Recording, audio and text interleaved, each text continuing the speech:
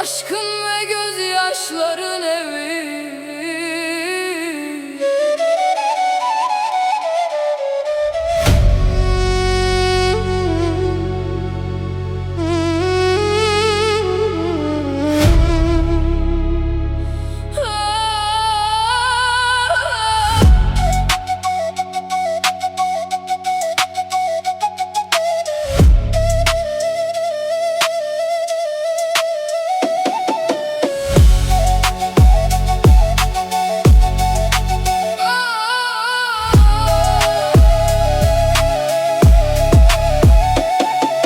Nuruz günü geldi, şenlikler başladı. Mem ve Zin karşılaştı, zaman orada durdu. Kutsal bir aşk kalplerinde can buldu. Ama hain Beko'nun gözü zehir ve kin doluydu. Mir'i kandırdı, zindan duvarları yükseldi.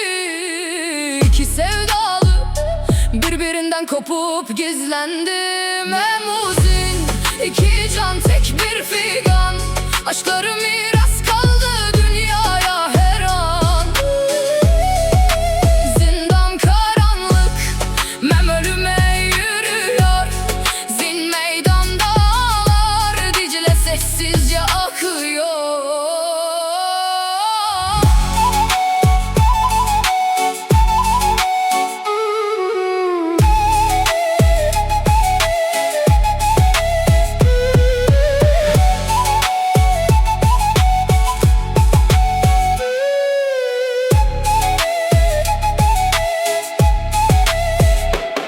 Zindan ölüm kokar, Mem eriyip bitti. Yarine kavuşamadan canı uçup gitti. Zin mezara koştu, yüreği yandı kavruldu. Bu ağır dertten o da orada yığıldı. Çaçeddin kılıç çekti, Beko'yu yok etti.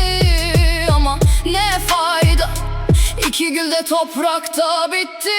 Memuzin, iki can tek bir figan. Aşkları miras kaldı dünyaya her an. Zindan karanlık, Mem ölüme yürüyor. Zin meydanda ağlar, Dicle sessizce akıyor. Mezarlarının üstünde bir kara diken açtı. Beko'nun kökleri iki sevdalıyı yine ayırdı.